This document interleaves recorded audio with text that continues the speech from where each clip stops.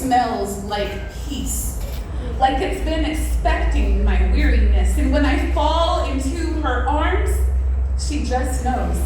No questions, no fixing, just presence. Holy, human presence. She feels my pain like her own. When I cry, she breaks too, sometimes harder. It's like her heart has memory of a pain she's never lived, but somehow understands. She doesn't share my skin, but she feels the weight of it. The ache of walking through a world that sometimes forgets your worth. And she carries that ache like she's carried it before, as if her soul wore my shade once, walked through my storms and said, I remember this rain. That's the kind of love that breaks the barriers. That's the kind of empathy that rebuilds them. We are both empaths, hearts open and unguarded, taking in too much of everything. We love until we unravel. We give until we vanish. And when we run dry, we pour from the memory of each other's kindness. We are the women who feel everything. The sadness behind the laughter, the tremor behind I'm fine. We see it because we've lived it, because we know how it feels to hold it all in and still expect it to shine. She's seen me undone, messy, mascara streaked, voice trembling in mid-prayer, and she's never turned away. She just hands me a glass and says, take your time. And time slows in her house. The clock doesn't tick the same there.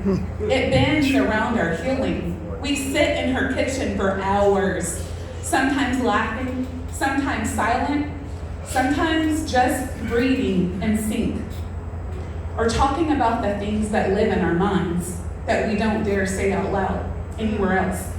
You know, the intrusive thoughts, the invisible grief, the way depression doesn't just knock, it moves in. The way anxiety rewrites your breathing and tells you this peace is temporary. But in her presence, the lies lose power. We speak truth back into our bones. We name the pain so it can't own us. And when I say she gets me, I mean she sees the war inside me and doesn't flinch.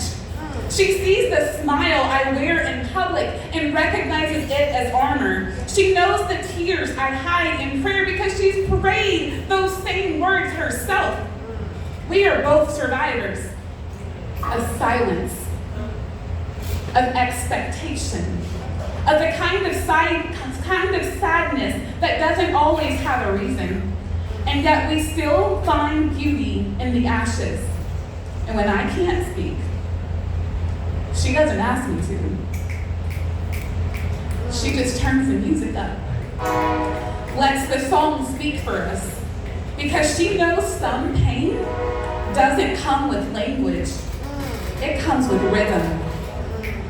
We both wrestled our own minds, fought the shadows, stared down the same lies that said we were too much, too emotional, too broken to be loved whole.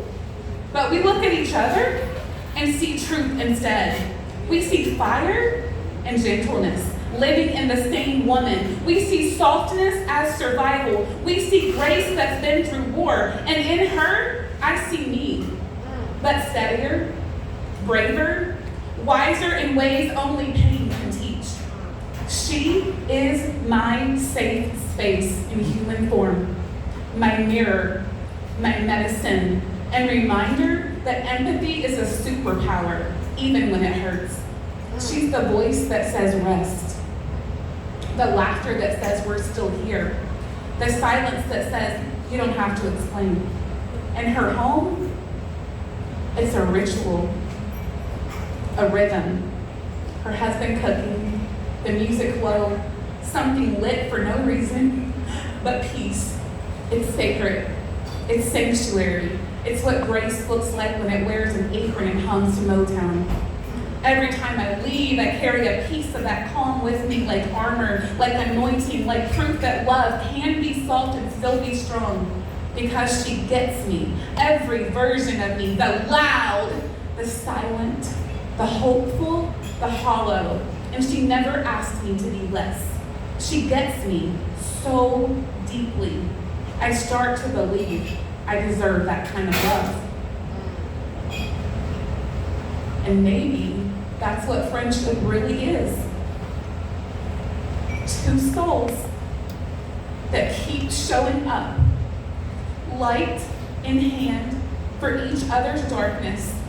Two women who refuse to let pain make them hard. Two hearts that see each other's cracks and call them beautiful. So here's to her, the one who doesn't knock on my walls because she already lives past them. The one who pours the wine, turns up the song, and reminds me we are still whole even when we feel undone. She gets me, and because she does, I remember what healing sounds like. A glass clinking, a laugh through tears, music floating from the kitchen, and love that doesn't have to be earned.